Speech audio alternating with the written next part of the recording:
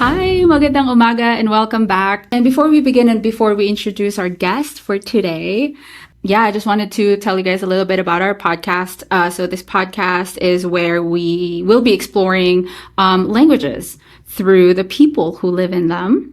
And I believe that every language carries an entire world with it. It carries memories, traditions, family stories, jokes that don't need to be translated, and ways of seeing life that dictionaries can never fully explain. So today we're actually traveling a little east without leaving Las Vegas because we are joined by someone who has dedicated her career to helping people bridge culture through language. I have a language professor here at the university level, Miss Xin, and she teaches English and Chinese. And today we're just going to go beyond vocabulary. And before we begin our episode, so all of our podcasts are going to be featuring different drinks from across the valley. Today we have Roma coffee, and I am having an egg pudding Vietnamese coffee. And before I take a sip of that, I wanted to introduce Miss Xin.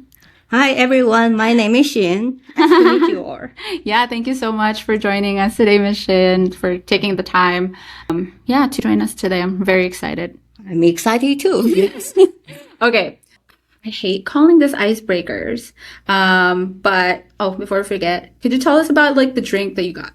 I'm a coffee drinker, black coffee drinker, and our host today got me something very exciting. Looks like there's chocolate chips on the top with creams, and All right, let's try it out. Okay, before I ask you your icebreaker question, I want you to tell me what it tastes like.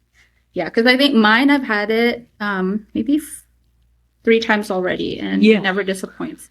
Okay. Really good. Well, there'll be something I'll go next. Yes. I'm just gonna try that real quick. Wow. Yeah, I think mine is called egg coffee. Egg pudding. Yeah. Yeah. Mm-hmm. Yeah. Let's see. Let me just Mix it well. That's good. That's a cocoa. Yeah. Oh, that's coconut. Yeah. Cocoa, not coconut. Oh, just cocoa. cocoa. Yeah. Just cocoa. Oh, so cocoa powder. Oh, that's really on good. top. Yeah. Is it sweet? Is it sweet? Not at all? sweet. Which is my preferred. Okay. Awesome. All right. So I guess for my first question today, I could easily ask you, tell me about yourself, but I want to change that up a little bit here since we're a language school after all. Yeah. I have 2 questions here for you, but I think the very first one I'm going to ask, if you had, or if someone, let's say for example me, if you have somebody come to you and I only have 1 day in China and you're in charge of the itinerary because you're my only Chinese friend. Where are you taking me and what are we eating? We only have 24 hours. That's tough question. Yeah. China is incredibly big and very, very diverse. Despite many people may think there's one China, one Chinese culture, which is far from the truth. So you're giving me a very difficult task here's what I would do if absolutely eating in Beijing. That's another tough question. That's why I choose Beijing. I guess we can plan the breakfast, lunch, and dinner. Yeah. Can I change my mind? Yeah. It's tough. Can I, maybe my hometown? Yeah. But I think I'll be switching back between Beijing and my hometown, and I will maybe make a final decision or maybe have some other recommendations because clearly it's a very difficult question. Yeah. I think for visit and for food-wise, and Beijing will be the city I select for, not necessarily because of its being the capital city of China, carrying the economic, political, and significance. But rather by itself, it is a historical city, has lots of the Great Wall is in Beijing. Okay. The Imperial Palace, Forbidden City is in Beijing. So that does represent the historical part of Chinese. But on the other hand, Beijing is also represent, I think, the modern China with lots of high-tech companies in Beijing as well, and also have so many higher ed universities. So it's really represent this economy and part of China. So the past and the current, probably even the future. I know food-wise, 3 meal a day. No, you can't just do 3 meal a day. You got to insert snacks in between, street food in between. You have to start from the morning breakfast and then even have the night snack at 12. Oh my God. And that's another reason I choose Beijing, like, even modern days, all the restaurants can come from all parts of China, all kinds of cuisine. That's kind of the modern day. So you could have access to anything you want. So can I ask, like, what's your preference in general? Do you like spicy, salty, sweet? Do you like meat, veggie, or seafood? Are you vegetarian? Or there are just so many possibilities. I know. Yeah. Okay. So I guess, because one thing about, so I'm, like, I told, in our previous episode. Yes. When I introduced myself, and earlier today as well, I am Filipina. So the Philippines, we are actually, like, influenced by Chinese. I think most of our dishes are influenced by, like, Chinese cuisine as well. So that's why we have the lumpiang Shanghai. Pancit Canton. And which is? It's kind of like almost, I think the closest thing I could think of is chow mein. Chow mein, okay, yeah. But it's like the fat noodles. Okay. But then we also have bihon, which is the kind of like the really thin glass, almost like glass noodles. So we have like those. But I think, like, personally for me, if you ask me, like, what's my favorite Chinese Chinese dish, would be my husband's, like, mapo tofu. Okay. I think that, yes. It's Sichuan cuisine, yes. So that's my point, I think, in Beijing, or basically in any part of China, you can get anything you want. But Beijing, I think, carry other significance as we talk about history, the geography, and the modern day. And food-wise, mapo tofu, I know there were multiple very good restaurants because that's my favorite as well. It's such a very comforting food. But for your favorite, I think we have to travel to southern China, like Guangzhou. There were, fried noodle. Not saying Beijing don't have good ones, but each different geographical area, they have their specific specialty. So 24 hours, I think possibly, we can start from my hometown, have my favorite soup, and then we can travel to Beijing through G train. Is 3 hours having lunch, mapo tofu, and maybe we can even venture out enough by 7 hours G train from Beijing to Guangzhou. We can have dinner there, have your favorite fried noodle, and once we get there, and that's even known for nightlife. So I'm sure there are places we can explore for the street food and for night snack. So in China, meal is now 3 times a day. No, you have to insert so much. I think that's something we got from you guys as well. Because, like, in the Philippines, there's no such thing as, like, breakfast, lunch, and dinner. It's always, like, you have a pre-breakfast. And then we have your breakfast, which is a really heavy meal. Normally, it's, like, with a side of rice. And Filipino hot dogs, tocino. Which is, like, a cured pork, basically really sweet. And then we'll have our morning snack before lunch, before you prepare. It's like a pre-lunch. That's So I think the best way is that we just have to take modern transportation, the G train. Do they serve food in there? And the train? On the train, not only they have food, now is that you can use your phone app, you can order, and they deliver to the train, so the train conductors. So they would pick up on a platform and deliver to your seat. So you can just say, oh, I want, they deliver to your train. So you just need to select, like, which stop you want to have your lunch. No, they deliver to the platform, and the train conductor.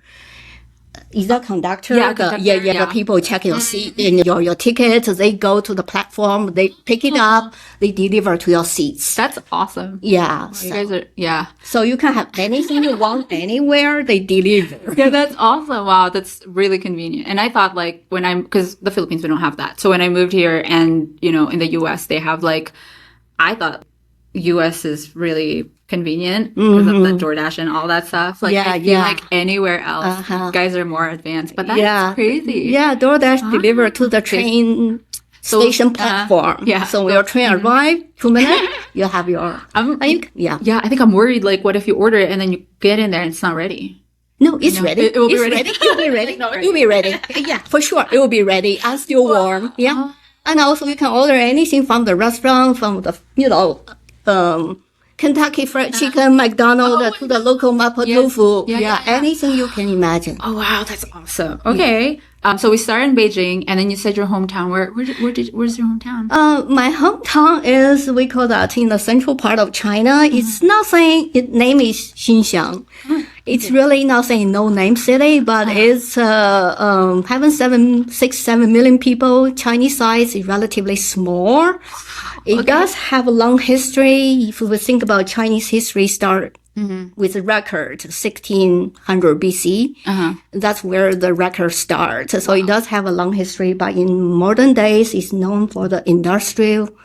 And but yeah, comparing to the rest part of China, Beijing, Guangzhou, it seemed secondary. Yeah. But my city, since it's in the central part of China, so the food do have all kind of flavor. It can be salty, it can be spicy, it can be sweet, it can be sour, just anything. Yeah. And but the most known, we love soup. Oh, yeah. Yeah. So there is this kind of like a spicy soup where we start for breakfast. It looks like it can have the meat broth as a base, but then you have all kind of mushroom and seaweed. And it's pretty strong. Yeah. Not everyone could get used to it, Yeah. but certainly it's a good wake-up morning dish. We just, wow. Wow. Okay. Yeah. So we start from my hometown. We come 3 hours to train to Beijing. Okay. Have lunch, mapo tofu. Yeah. And then from Beijing, 7 hours. Yeah. And what about your recommendation? To Like food? where? Anywhere. So we can go to Guangzhou, have your fried noodle. Oh, okay. 7 hours. So Yeah. we can be all over part of China in one day. Awesome. Well, thank you so much. And I was going to save it. I was just going to pick either that or this next question, but I think I'm really curious to think what your answer for this one is. So I have two icebreakers for you. What is one thing Americans think they know about China that is completely wrong, like in your opinion? Almost everything. Wow. Let's pick your favorite. I want to hear it. I think just, based on what we already been talking about, like how many people think about China, it's just like there's one China. Yeah. There's one Chinese culture. Yeah. And people tell me, oh, I love Chinese food, deep down inside of me. Oh, I appreciate that, right? Yeah. But tell me what kind of cuisine, as we've been discussing, because it seems like there's one Chinese food, which cannot be really wrong. So China is really, if you think about there's one China, that's not right. Yeah. There's one Chinese culture, that's not right. Yeah. If there's one Chinese cuisine, that's not right. If you think that Chinese have two language, either Mandarin or Cantonese, that's not right because China is extremely diverse. Yeah. There was officially we called our 56 recognized ethnic groups. And the majority of the Chinese people are Han people, around 90%, I would say. Okay. But there are 10%, ethnic groups. So it's have their own tradition, culture, and, their own way of thinking and doing things. So I think if we think about China, try to think about it as Euro or, European. So there were some kind of shared elements, what we consider ourselves being Chinese historically. But I think we share, not saying the diversity is a tremendous diversity in China. Not only the look, all the Chinese people look alike. Maybe we have dark hair, but, people from northern China and to the southern China have different kind of facial features, the body structure even. And, the cuisine we talk about extremely diverse, but also even the language and, Mandarin is really kind of official language, an official dialect that is built upon the dialect around Beijing area. That's why Beijing is the city. But Cantonese, for example, is just another regional language that used near Guangzhou area. Just because lots of people emigrated to many other parts of the world. So same the Cantonese, But in China, it's very, very regional language. And so every province, every city, every canton have their own dialect. It is that even 50 miles away, the people may not be able to understand each other. So some language can be as, I think, for example, Spanish and Portuguese. I heard people kind of could understand each other. But some regional dialect is almost like, like in European countries, for example, French and English. Yeah. It's extremely different. So that's, I think most of people think about there's one China. China is really, always unified. Yeah. But the diverse cuisine is tremendous. Yeah. Okay. Well, that's so nice to know. Thank you so much for sharing that. Before I go to like asking, like your background and all that stuff, could you give us like a really short and sweet introduction of you, like what you do right now, what people call you, and I don't know if you have any like pet names or nicknames growing up, but yeah, tell us a little bit about yourself and what you do. Okay, well, been doing so much and a short speech. And let me think. Okay, so my name is Xin. My full name is Xin Zhang in English. In China, my name goes by Zhang Xin because our family name goes first. Yeah. And within my family, I was known for Xin Xin. And we duplicate your first name if your name is only one character. Yeah, I go by Xin. And I do have another name, and I think that's kind of related to our conversation today, language and coffee. So just go back to my background. I'll get to the other name. Currently, I am the Chinese instructor at our school, but also I'm holding another role in higher education, in multilingual and multicultural education, where I mostly working with pre-service and current teachers to work with the students in public school whose first language is not English. So that's my teacher educator part of me. But my own background really started being a language teacher. I have a background in English education in China. That's where I started being a senior high school teacher, teaching English as a second language in China. I got the opportunity to come to the U.S. and taught Chinese in a university in Texas. Wow. And then from there, I went back to China. I got a master's degree and went back to China, become a professor in a Chinese university. I know this is now short speech. I still haven't get to where I am today. And so then I taught in higher art as an English professor. And then I came to the U.S. and got 2 more masters in Chinese and English, respectively. And then that led me to become a high school and a university teacher of Chinese in Arizona. And finally, I got my doctoral degree in language reading and culture. And so with my current position, being a teacher educator. So how to say, if I say short and sweet, I know it's far from short and sweet, but to make it short, I view myself as a language learner. And I learned English as a foreign language in middle school, and of course major in English education. I had the opportunity to learn Japanese and also learned German in college and after college, and tried Spanish in multiple occasions. Not any excuse. There's no excuse for not continue with your language learning. But just have not been, get to the point I wanted to. I do view myself as a language learner. I view myself as a language teacher, teaching second language in different countries, different grade level, from public school to university level. And also, I view myself as a teacher educator and to work with the students, the teachers passionate about working with, we call them multilingual learners, whoever wanting to develop another language. I'm here to work with them too. So, that's awesome. Wow. Yeah. So that's my background. You asked about my name. I'm sorry. So if I got carried away. I think that's probably, can I review that later, whether there'll be another opportunity? Of course. No problem. So you did mention, that's a really extensive, professional experience. You're basically like coming in and out of the country. Culture, and then, language. Yeah, that's pretty cool though. Like what education system? Yeah, education system. So I'm sure like you have like a really good idea of like, just the differences, right? Like how we do it here and how we do it in China.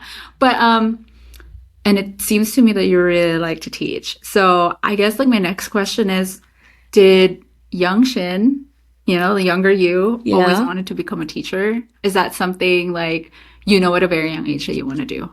Like, Absolutely not. No? Okay, I want to hear this. Absolutely not. All right, I want to hear this. No. Tell me about it. Teaching? No. Okay. My dad was a professor. Okay. I grew up in a university campus. Nothing I always know teaching is about. I probably know.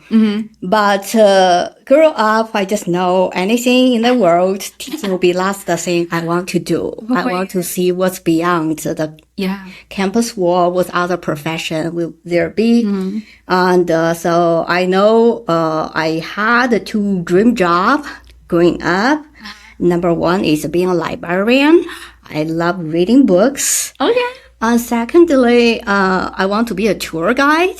Oh my gosh. Okay. So I can travel, and see things and places. So because in China, there is a saying, for one, should always reading, metaphorically, 10,000 row of books, because the old books in China, they're written on the bamboo, bamboo pieces. Okay. So you have to tie the bamboo pieces together, roll them. That's how the books were. So we just say one should always read like 10,000 roller of books and travel 10,000 miles. So I think those 2 kind of represent, I want to read books, I want to go out and see places. And so here comes to teaching. How can I don't know anyone heard about the entrance examination going to college in China. Actually, we just finished that for this year. Okay. It is a nationwide 3-day exam for any high school seniors you take, and the score you got will be determined which you select a school, right? Yeah. To determine where you go. Yeah. So I was strongly suggested by my dad, say, hey, you should go for English education. Thinking, education? No. English? No. It was a tedious subject you take in school, doing drills, memorize vocabulary. English education, no. But I got the offer letter, say admission letter, say, hey, welcome to join us. I said, okay. Okay. There was my dream about, traveling and books. But, that's how I end up, being admitted into a teacher education program in English. But that's when I got into it. Suddenly, you are taking courses on, American literature, British literature. You take American history, British history, but you also take like linguistics, where help you to see the deep structure of language, to understand not only my own language, but also English language, right? Yeah. We studied so much about English, but gave me opportunity to reflect on my own language. So suddenly I start looking, English is not a subject. It's a language. It's open the world. Before I thought I had to travel to physically, it allowed me to read and communicate from the people who wrote, through language from other part of the world, even from a historical part of the world. So English is not just a language, it's not grammar, vocabulary, like you say, it's go beyond vocabulary. I truly believe that. I really see language is really open the door to other part of the world, to other part of the time, and to other people. I really not saying I'm. So interestingly, I think when you say, well, I love teaching, after so many years, of course, really. But I think it is a language making me stay in the field of education instead of, because I love education, I happen to teach language. I think it's the other way around. So I love languages, and education or teaching provide me a platform, a venue where I can get to engage to other people who love learning language, love teaching language, love communicating with people, love seeing other part of the world, love to see other times, you know.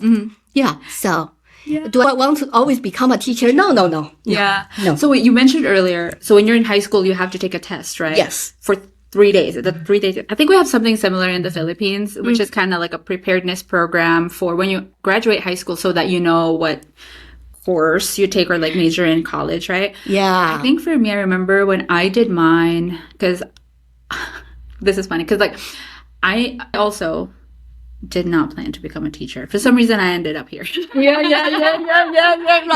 But I always wanted to become something somewhere along in like the business management. Like I wanted to handle the business. I think at a very young age, I kind of always told myself like, I'm never going to work for anyone or anybody anywhere. Like I'm going to start my own business. Like I've always wanted to become an entrepreneur. Yes. And I'm like, also like, oh, teaching other people. No. Cause like I've seen my classmates, you know, I have like really like crazy classmates. And so I'm like, I don't want to deal with like kids. I don't want to deal with anybody. I don't want to deal with adults. But anyway, so when I was doing the exam, I think they told me that, and then they give you the results based on your examination. Like, oh, here's like, you're probably going to thrive being like, I remember it was business management, like to take business management. They're going to give you like, recommendations. If you can figure out what you want to do for college. Sure. Because it's always like that. In the Philippines, like once you graduate high school, it's almost like, you need to know where you're going to go afterwards. It's really not the same as here in the U.S. where a lot of high schoolers, they get to take a break. You know, they get to think of... like, first 2 year general ed. So. Which I think is like, it's awesome, you know, that they can do that here. But in the Philippines, we never really like had that choice. But also, we're very like family centric. Exactly. Yeah. You know, like, and I think most Asian countries are like that too. Yeah. So like my mom wanted me to go to college after high school, even though I don't know what I want to do. And of course she's like, well, if you don't want to do that particular one, there's always like nursing for you, right? Always I'm just like, no, I'm not going to do that. But yeah, so you said you have to take that test. And you said you didn't want to become a teacher, right? You're done. Yeah. So what happens like with the results? That's okay. Yeah, I think that's great. You look me back to this because I thought, okay, I have not shared about my name story. I think yes. So the 3-day exam is such is that you can determine before the exam there are 3 trends you can go STEM. Meaning you go science. And you can go liberal arts, meaning you can do all the others. The third strand is foreign languages. It's on its own. And so I was really wanting to go liberal arts because, you know, and then but when my dad, because foreign language, meaning even when you're taking the test, they are having one more listening test for you. So that meaning more test. And but for that reason, because liberal arts is more open, less people will be willingly to go foreign language as a narrow field, right? So more people would like to go to liberal arts. That was me, and so even when I got the admission letter, okay, here's a story. I don't know what I want to share, but I will share. If I say literally, I cried for 3 days and saying, begging my dad, well, can I go to liberal arts? You know, can I change my major because I love Chinese, I love history, I love government, you know, I love social studies. But my dad said, really thinking about the foreign language English really is opening. You know, that was a time China really opening up to the rest of the world. My dad said, English is a future. Give it a try. And so, like I said, okay, you know, so I went to college, major in English education. Here comes the other name that I have, but also adding part when I say how English is really opening up to the world, to you know, to other people, is that on day one, I had a teacher from Britain, a British teacher. And so that's really nothing, the first direct interaction I have from, you know, people from another country. And growing up in the university campus, I always see them from a distance. You know, wow, they look different. They talk different. But that's when you have a teacher in the classroom with you.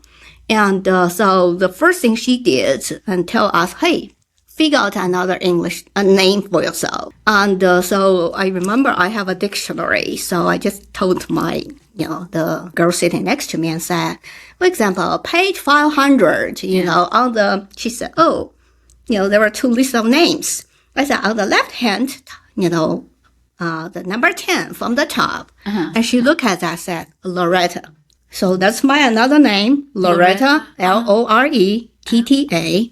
That's a name I got when I was 18. Okay. And which I kept to many people beyond this room, beyond this occasion. Yeah. I'm only known as Loretta without a family name. What? So that's, how language not only, I talk about history, literature, but I get to interact with a teacher, but also was being given another identity. I feel even from day one, being Loretta, I take on English as the key, as a tool to open up, travel through. To meet with the rest of the world. Yeah. Oh my gosh, that's awesome. Okay, so everybody else somewhere, like people just know you as Loretta. In many occasions. Yeah. From there, like my niece, she somehow decided to shorten me and known as Lori. Yeah, Lori. Yeah. And so, even if I go back to Texas, Loretta, they don't know who Zhang Xin is, So. Yeah, because I was going to ask about that because I remember back in, I think, early 2000s, they introduced like Asian dramas in the Philippines. So I think the very first one before K-drama was a thing in the Philippines, we had Taiwanese drama. Yeah. It's called Meteor Garden. Oh, yeah. Oh, my. That was 90s or 2000 sometime, the F4. Yeah. R.I.P. Barbie Shoe. Yeah. I love her so much. But I don't know who to ask about it. I was going to ask my student later, but because she's from Taiwan. Yeah. But I noticed like a lot of like, I guess Taiwanese people or Chinese people or even like, I don't know if Japanese people have that too, or even Korean people. Like they would have an English name and a Chinese name. So like the English name, is that something like you pick like for yourself? Because I know like Jerry Yan, it's not really Jerry Yan. Yeah. But is it Barbie? I don't know. But I don't know. Is that something like they just kind of like pick? Do you pick that yourself? Yeah. Like I said, it was a different way I approached it. Yeah. And I do have like my friend, with all my respect, some common name. Oh, I'm Mary, I'm Rachel, and Nancy, commonly that you heard, know, you're okay. So that feels random. But for me, I think, nowadays reflecting on that, like, so that's how I become Loretta. And random, but, but also as a, in China, in China, we have a way to think things happen for a reason, right? So, such a random name, that's what become me. There were different ways. Sometimes our teacher help, I just decided to randomly pick just, from that dictionary. Loretta. So, But it's, I think, interesting how give you another name almost give you another identity. To be not saying someone else, to be, also be yourself in a different way. Yeah, I really like that. Because, again, like you said, you don't really have to change who you are. But I think to me, it's more like find like, I guess like a different like outlet to kind of like express maybe, yourself in a different way in a sense. And I think that's coming from me as like somebody who grew up in the Philippines, like my friends or like people there who knew me from the Philippines, like really view me differently. Like as the Cam that is now living in the US, like speaking English. Yeah. So I can kind of like relate to what you're saying too. And I think like the way they introduced English in the Philippines as well is pretty much like how you said it. Like it just opens a lot of doors. And I think that's kind of like something that's been ingrained in me, like at a very young age by my teachers, not just by my mom, but like almost any school that I went to, they would always say that. And I guess like unconsciously, that's why I try to like learn English like outside of school. Yeah. Because I'm like, okay, if it's gonna, because I never really wanted to become, I mean, I did consider for a minute to become like a flight attendant. Oh, yeah. That would be another thing I would consider also. But like a tour guide, like, I I think I was really shy, like, as a young girl. Like, I don't like public speaking. I don't like talking to people. Like, I'm always scared. I'm very, like, just conscious, or like, I will say the wrong thing, or I don't want people to perceive me. So I just keep quiet. But also at the same time, I'm really just, like, genuinely curious. So I really like asking questions.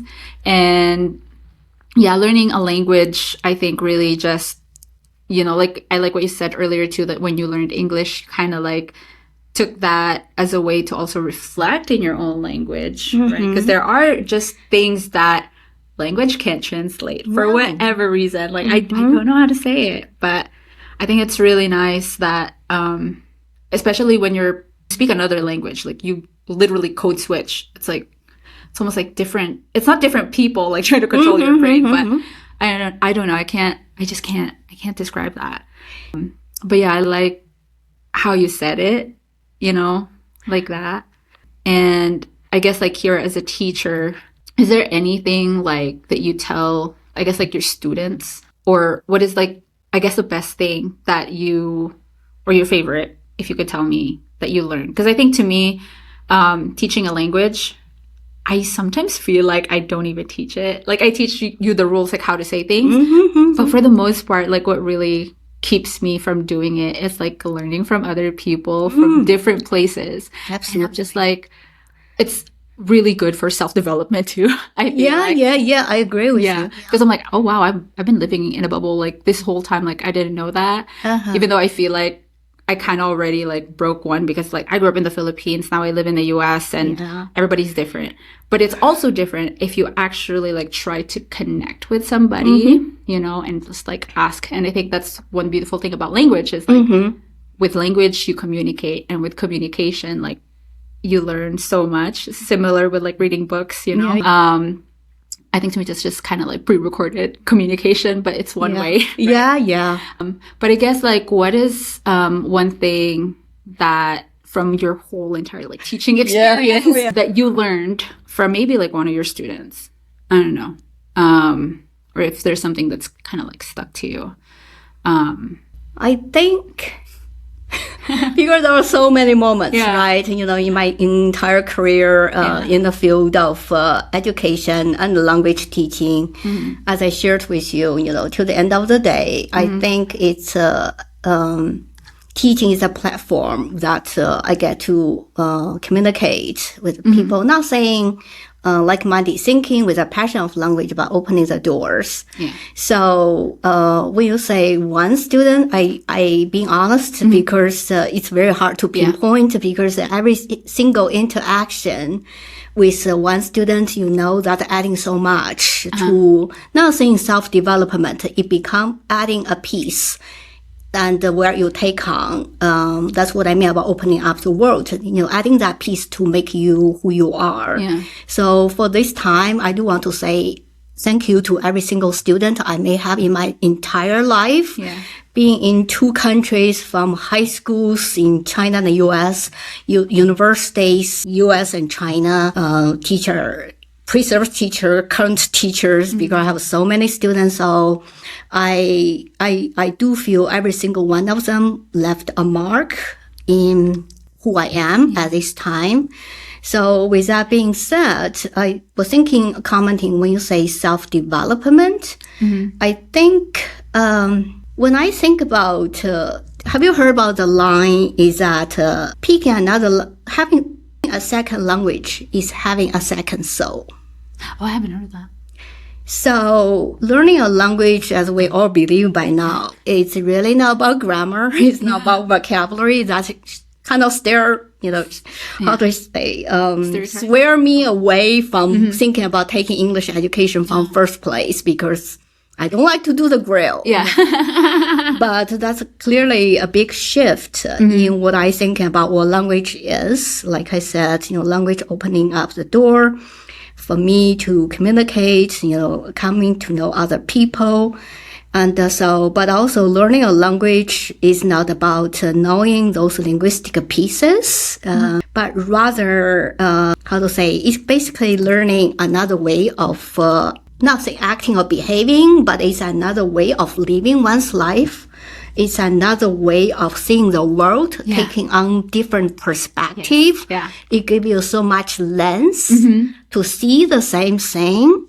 And so for that, I do feel every single interaction I have with every single, you can narrow down to students, but I know I have the luxury privilege to get to meet with so many people, but I do know every single one interaction I have through language already make me a different person. Yeah. Yeah.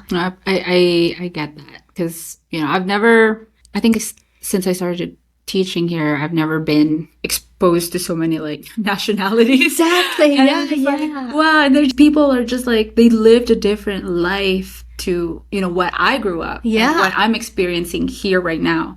They came from, different countries. And what I like about, I also teach one-on-one private lessons here. And I think just my favorite part about teaching is like having, or at least like teaching a language, is like having my student talk about their life prior to being here in the US. And like just seeing their face like light up, like talking about it. And, they came here because they wanted, well, at least for my class, I wanted to learn a different language, right? Yeah. To see them express that different life in a different language, I'm just like, wow, you just did that. But also because you were able to do that, now you gave me like the experience of it. Like even though I wasn't there, like just to learn about that, it's a wonderful experience. I think you really said it. Both teaching and learning, but also language is really reciprocal. It's mutual way. I heard you were saying like your student wanting to learn another different language. Like I'm teaching private lesson here. My student happened to be like early immigrant to the U.S. and now at this stage of his life, wanting to reconnect with a culture, that language, he lost his language that because of early immigration. He wants to reconnect with his heritage. That gave me another way to think about, if I've been teaching in a structured setting, in schools, in public school, university, this would add, just like another piece to know how diversity of people's experience, perspective. That's what I mean. That make me, it's just like this incredible moment, when people educating you. It's not I'm teaching them, they teaching me as well. It's really reciprocal and mutual. I think like I have friends right now that I'm talking to because they were really surprised when they saw me like on Instagram, like, wait, you're a teacher now? Like, how did that happen? Like, I don't know. My friend like wanted to take this marketing video of me.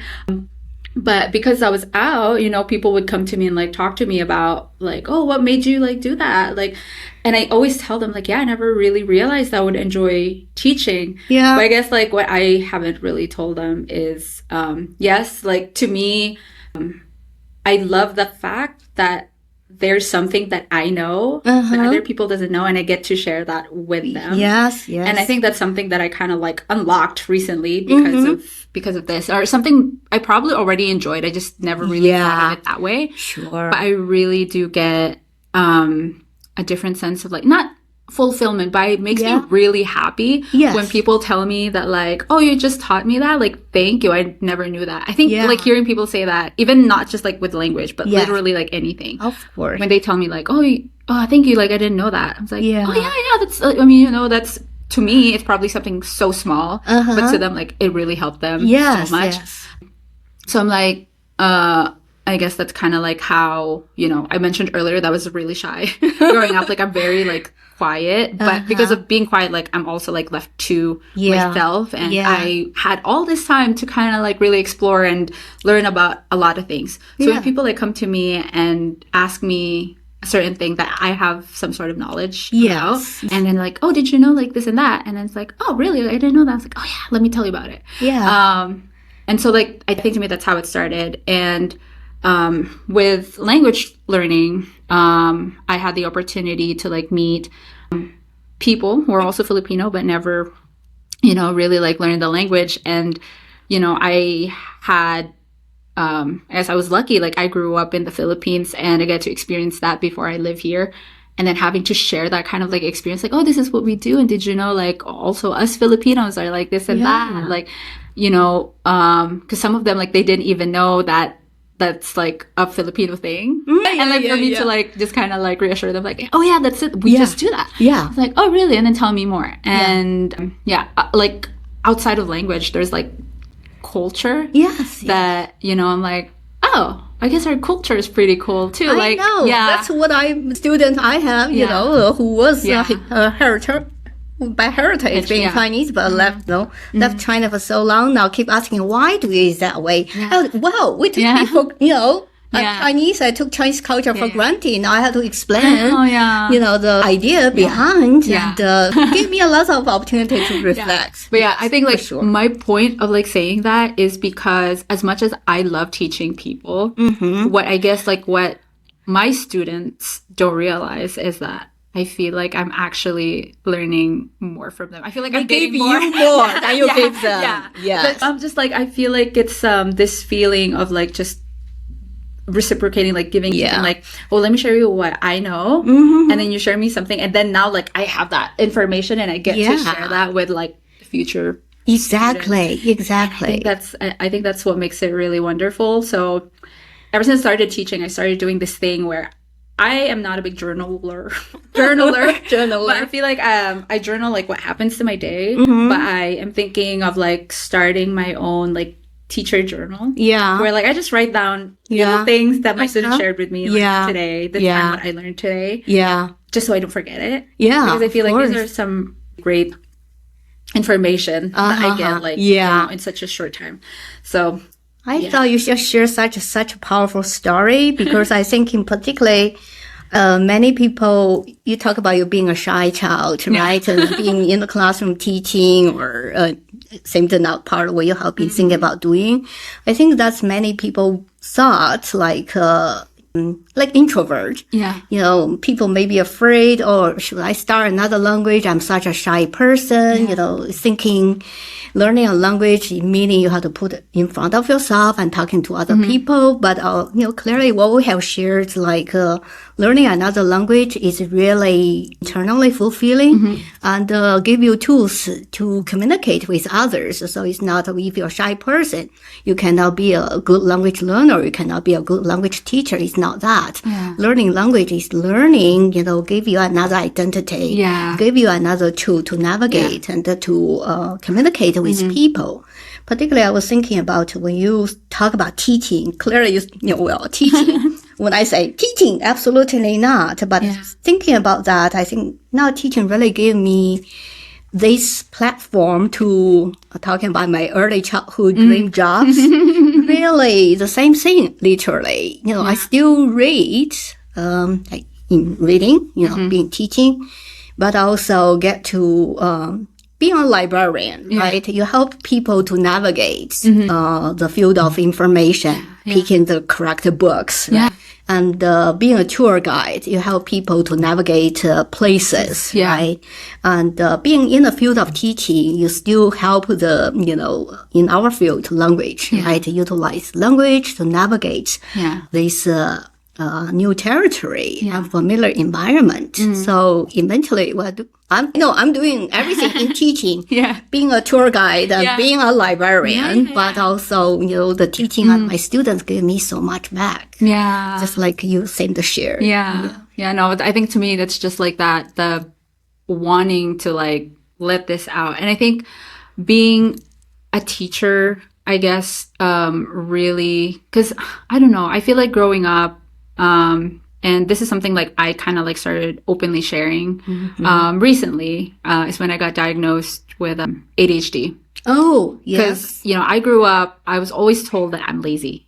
Yeah, like I hated school. I don't like being at school. Right? So like it's like the first thing that people tell me when they see me, like when they saw my Instagram like reel or whatever, that inviting people to go learn a new language at our school. Like, you hate studying, you hate school. Why are you teaching? I'm like, I actually enjoy it. And so I feel like because when I was younger, I was always told that, you know, like, oh, you're lazy, like you don't want to study, like you're smart but you're lazy. And it's like I feel like it's not that. And when I, you know, now that I'm like learning more about my condition. Mhm. I guess. Yeah. It's not because I didn't like to learn. Yeah. In fact, because of this, like, I know that I want to learn. Like, I go to the Yeah. library, pick up You a have bunch of always books wanted all the to time learn. because I want to read everything. Like, I just want to know.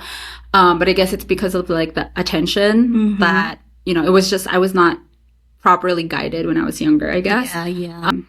But growing up, like, being told that I'm lazy because I don't apply myself. And then now seeing myself as I'm like, I was not lazy. Like, it's just, I just wasn't given the right tools at that time. Yes, exactly. And I feel like sometimes, you know, I feel like if I were given help at a young age, I feel like I would have, Of course. done more. But now I'm like, you know what? Like, I'm given this opportunity. That's why I'm also, like, very thankful that I'm doing it right now, because it really opened up, not just, like, the way I think, but it also really helped me to, like, just be an open person, like, in general.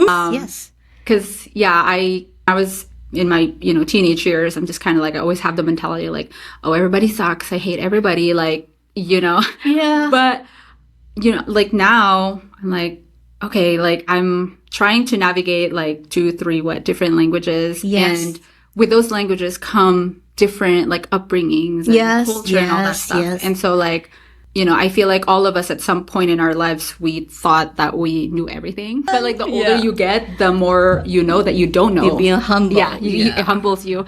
Exactly. And so I really want to take this time, or, like, this opportunity for me to, you know, have this, like, space for us to be able to talk about these things, because I really think there's a lot of stories, like, out there that's just, like, meant to be shared. Yes. And I would always tell my friends that, like, you're surprised that I'm a teacher now. What if I tell you, you might be a teacher too? Like, you know, like, you just don't know it. Yeah.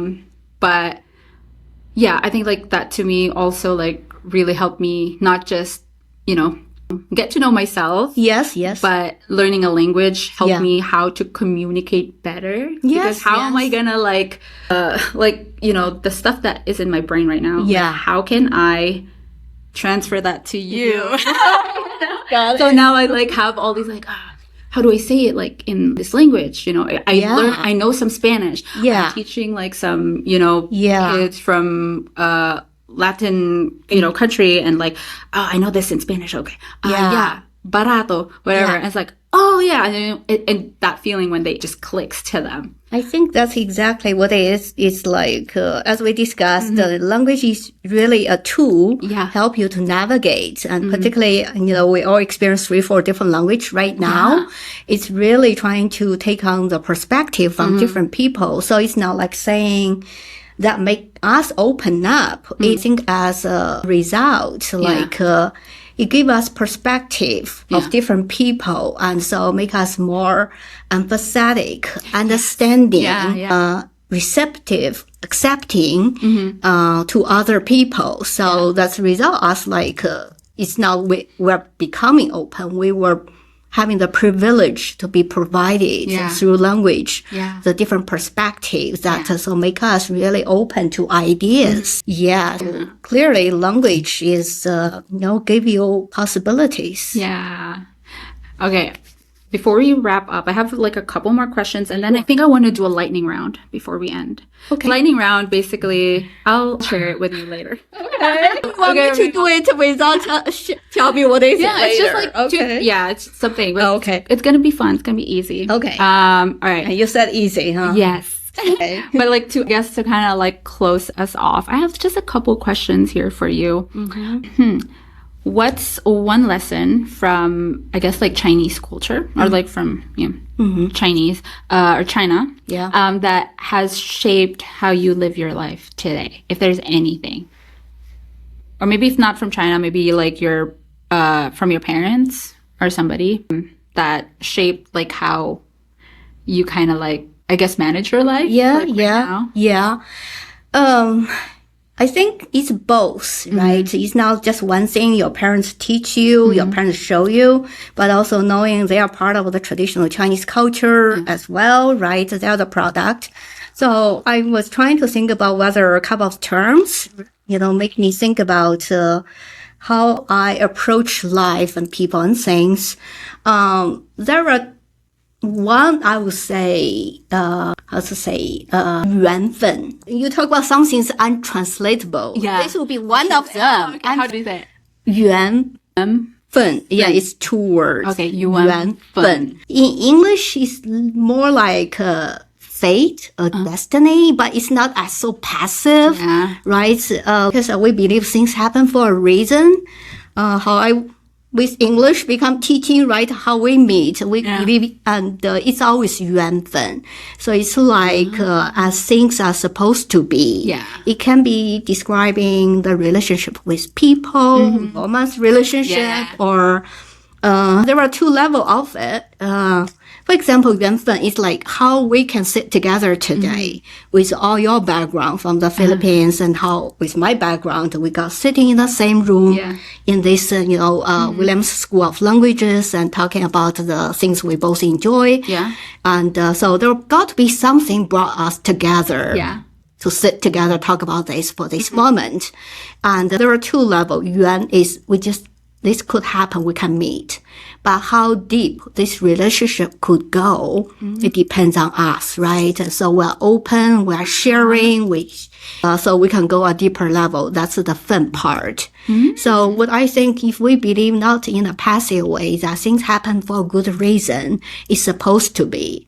So that's when thinking back, my story, crying 3 days, not wanting to go to English education. But I think it kind of explained everything that when you open to things, to ideas, to people, and embracing that, it's going to be good. It's going to be great. It's going to be right. Yeah. I felt that's where my family, they're the kindest people there are many other kind of people. But my family are the kindest to me. So they always teach me to be kind, to be embracing, just be nice. And, so I feel that's really the part, whether my family, my parents, or my Chinese culture, just say being open, embracing. And, but the second part, being embracing does not remove all the challenges, right?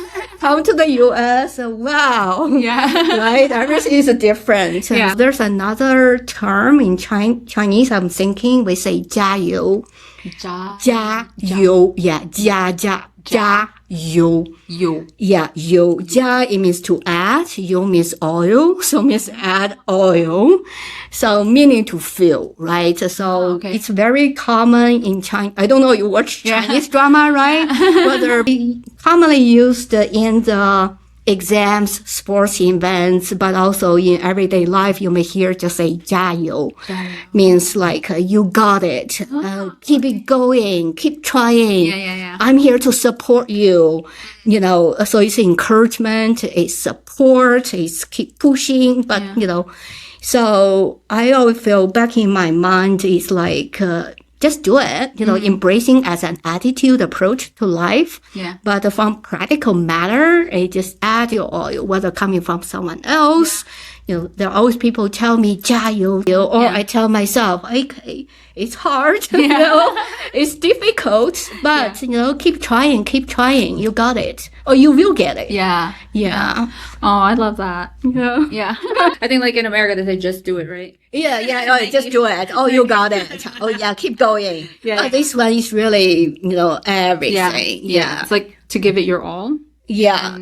Give it your all. It's if I can say that to yourself, say Jia You, meaning I'm encouraging you. But I can tell myself, say, hey, no worry, Jia You can do it as a self-encouragement, but a self-support. It can be used mutually, or for yourself. But I think it just just keep going. Keep going. You embracing it as an approach, but also as a moment, there. Challenge a moment, just say, hey, keep going. Okay, so I'm going to end us off with one before we go to our last segment, how we're going to close this. Of course. I want to end with one question. And I guess this is more for like our listeners or viewers, whether wherever you're watching this or listening to this. If someone is listening today, they're probably here because they wanted to learn more about you, or like what we do here at the school. But also I feel like a lot of the people that would be watching or listening to this are people who are considering learning another language, right? Yeah. So if someone listening today is afraid to learn a new language because they think that they're too old or they'll sound silly, what would you tell them? Learn language, create possibilities for you to other people, other part of the world. It give you, we talk about reflection. Yeah. It give you a chance to rethink about who you are. Yeah. And also give you the tool to become always someone you always think you want to become. Language give you all. Yeah. Yeah. Oh, that's awesome. That's wonderful. How about like for people wanting to learn Chinese? Oh, yeah, of course. Our Chinese is the easiest language possible. Really? Let me tell you. Yes. Yes. And, but in Chinese, I would think it would be not getting into the detail, right? Yeah. Right. All languages are different, but clearly everyone thinking about Chinese language being so different. Yeah. Which is really true, not only because the Chinese have the written system we call character, which is the challenging part to learn how to put all those. I think that's kind of like what's, because I wanted to learn Chinese, but that's kind of like what's I know. making me, oh, I can learn another like writing system. Yeah. But I'm still like, So, really interested. but that's what I do here. That's something I can help you, right? The pedagogical part, I can always help you, right? So that's what most people think about Chinese being challenged is the writing and the tonal system.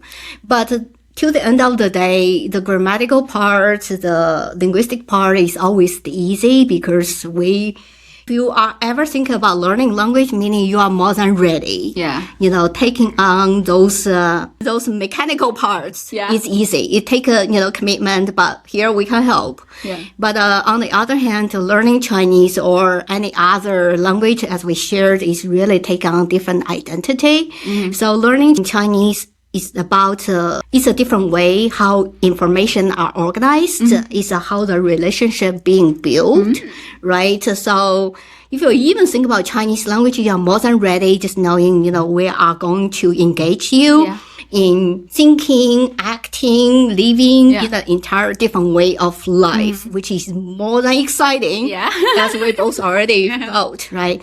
So just, come and learn Chinese and be ready to be a different version of you that is exciting, that's fascinating, that will help you to become, who you are or who you want to be. I love that. Yes. All right. So, are you have any classes right now happening? Yes, here? I'm teaching private lesson. Okay. We also have, the group class. So, whenever your needs, if you feel shy, you can start with me. But if you, really wanting to be in a group, everyone loves Chinese language or other languages, we have that for you as well. So all you need, and you've been thinking, you're more than ready, just come. We are here. Okay. I love that. What do you call this? So are you the one teaching the group classes or no?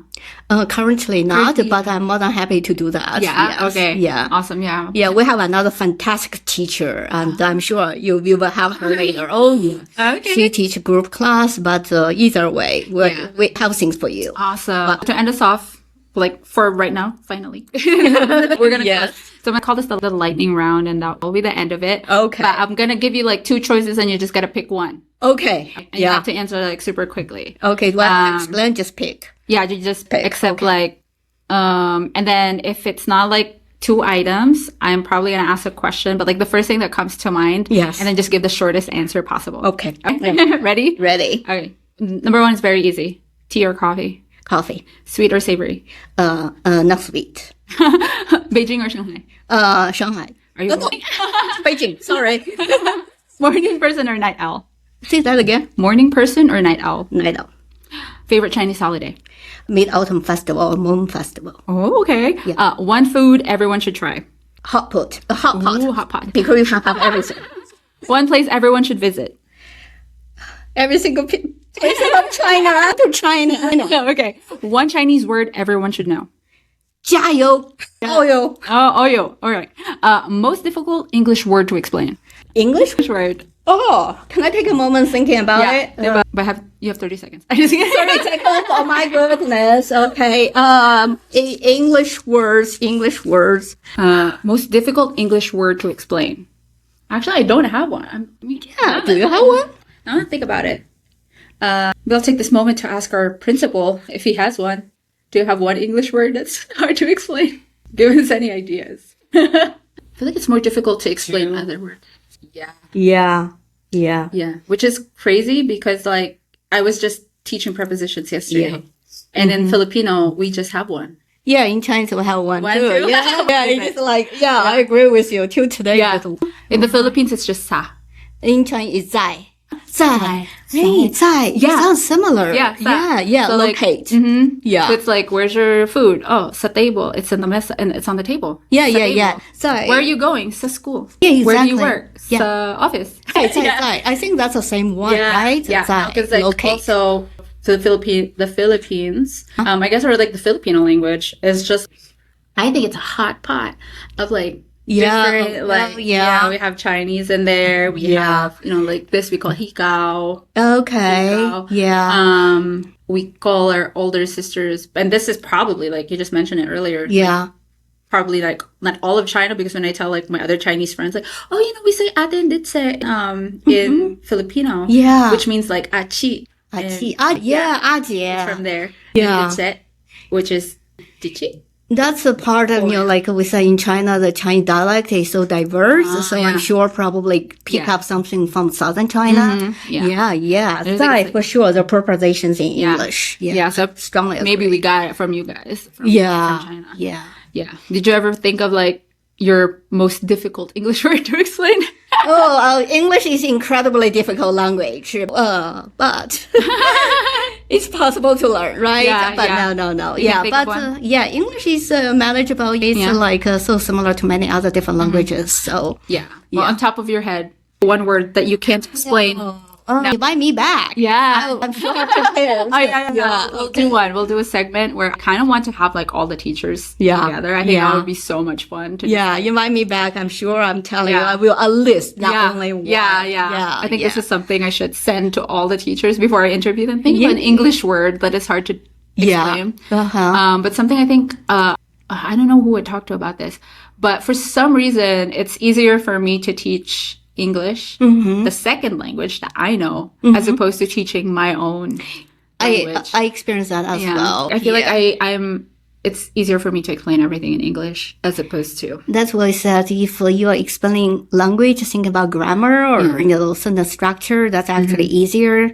So it's when we were given opportunity to reflect on our own language, right? That's when we're really getting to touch your soul, right? So, Okay, and then last one. Most underrated Chinese tradition. Eating together. Food. Oh, yeah? It's underrated? You think so? Oh, underrated. Say that again. What is the most underrated Chinese tradition? Something that maybe a lot of us don't know. Because I think like eating together too, like in the Philippines. That's very Chinese. That's what I'm so excited about. Underrated. Yeah. You think like maybe that goes back to our early question. There are so many misconceptions about China. So when you say underrated, I really feel the rest of the world, there are so much they don't know. But what I can say, the China is not only rated, right? Shared food, family oriented, and hospitality. I think as anyone think about China with misconceptions, underrated. But I really wanting to talk about the top rated, the Chinese people being kind, nice, opening, friendly, hospitality, and it just, I feel that's probably most underrated, not knowing how open, how friendly the Chinese people actually are. Yeah. If you have the politics, other aspect, whatever portrayed on the social media, but some dominant media, how China underrated and not being understood. But China is incredibly exciting, dynamic, open places with its most fascinating people, most friendly people. I feel like just to add to that before we officially end. Yes, of course. My new friend, like super close friend, I would consider her probably like my new adult best friend. Yeah. She's Chinese. Oh, yeah. Although she grew up here, and she speaks like a very niche, like, Chinese dialect. She said, like, yeah, no, I didn't speak like Mandarin or Cantonese. She mentioned something else. Yeah, I'm too. When I go home, I speak very entire different dialects from Mandarin. Yeah.